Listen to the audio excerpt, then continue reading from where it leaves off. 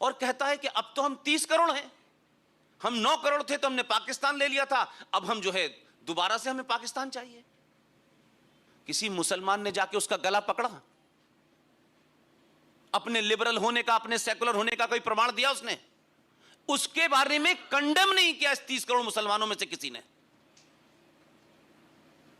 और हमारा इम्तिहान लेते हैं कि हिंदू इस देश का सेकुलर कैसे हो, उसको रोज एक इम्तिहान देना है सुबह उठ करके। अरे सन 1976 में रात के अंधेरे में जब आपने भारत के संविधान के प्रीएम्बल में चेंज करके आपने सेकुलर शब्द जोड़ा था, हम तो सदियों से सेकुलर हैं यार, हमारी मिट्टी और हमारे खून में सेकुलरिज्म है।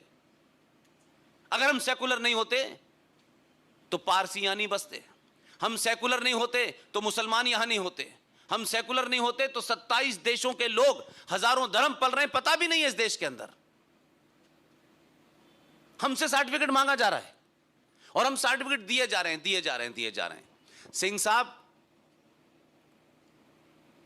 ये जो शाहीन बाग पे आप कह रहे हैं ना कि लोग क्यों बैठे हुए हैं, ये शाहीन बाग पे लोग इसलिए बैठे हैं कि 1947 से लेकर 2014 तक की 2 घटनाएं हैं। 1947 में आपने मुल्क दे दिया उनको, जिन साहब का कश्मीर से रिश्ता था, कश्मीर तो रख लिया यहां, और पंजाब से कोई रिश्ता नहीं था, बंगाल से कोई रिश्ता नहीं था, उसे कटवा दिया आपने। हजारों लाखों लोग मर गए।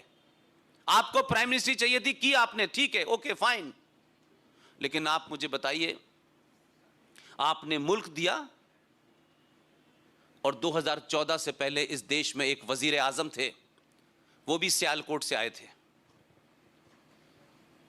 उन्हीं की पार्टी आज नागरिकता पे सवाल उठा रही है। अगर उन्हें नागरिकता न दी होती उस वक्त तो प्राइम मिनिस्टर बन जाते। तो जो नागरिकता उन्हें मिली है, वहीं से आने वाले हिंदू को नागरिकता देने पे इतनी प्रॉब्लम क्या है? उन्होंने ही 2012 के अंदर नेशनल डेवलपमेंट काउंसिल की मीटिंग में खुल्लम खुल्ला कहा है, ऑन रिकॉर्ड, कि भारत के प्राकृतिक संसाधनों यानी नेशनल रिसोर्सेज पर पहला अधिकार मुसलमानों का है। यानी हम तो कूड़ेदान हैं, हम तो सेल के साथ फ्री बिक रहे हैं भाई। 1 किलो रिन पाउडर के साथ में 1 बट्टी फ्री मिलती है, हमारी तो औकात उतनी है।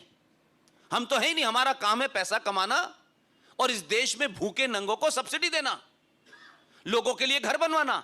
हमारा घर बने न बने, लेकिन हमारे टैक्स से कुछ लोगों को बनाना है और उनको घर भी दीजिए, और वो मुल्क तोड़ने के लिए भी बाहर निकल आते हैं। हमने मुल्क तोड़ने की कभी बात नहीं की। लिहाजा मुझे लगता है कि हमको साफ बात करनी चाहिए। ये साफ बात आप नहीं करेंगे तो आपको समस्या आज नहीं इससे बड़ी होगी।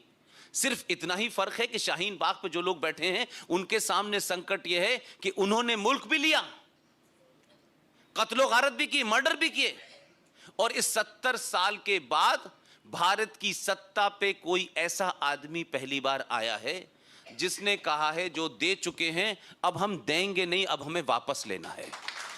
सिर्फ इतना ही फर्क है। अभी उसने कुछ नहीं किया है। उसने पहले यहां से शुरुआत की कि भारत की धरती पे जो एक पाकिस्तान का एजेंट, भारत की धरती पे जो एक्सटेंडेड पाकिस्तान बसा हुआ था, जिनका संविधान अलग था, जिनकी असेंबली 6 साल की थी, जिनका कानून अलग था, जहां प्राइम मिनिस्टर होता था, जहां के तमाम सारे कानून एंटी इंडिया थे। भारतीय जम्मू कश्मीर की लड़की अगर हिंदुस्तान के किसी हिंदू मुस्लिम किसी मजहब और धर्म के आदमी से शादी कर लेती तो उसके प्रॉपर्टी राइट छिन जाएंगे, लेकिन वो मौसूफ जिन्स बेचारा जो भारत का नागरिक है, वो वहां की नागरिकता उसे नहीं मिलेगी। उस लड़की के प्रॉपर्टी राइट छिन जाएंगे। लेकिन कमाल का निजाम बनाया था इन मक्कारों ने कि जम्मू कश्मीर की लड़की, हिंदू या मुसलमान, अगर पाकिस्तानी लड़के से शादी कर ले तो पाकिस्तानी लड़का जम्मू कश्मीर का नागरिक बन जाएगा, और जब वो जम्मू कश्मीर का नागरिक बन जाएगा तो वो ऑटोमेटिक भारत का नागरिक बन जाएगा। क्या कमाल का रास्ता खोला है। और कहते हैं ओ हो, हम तो इस देश के लिए जान दे रहे हैं।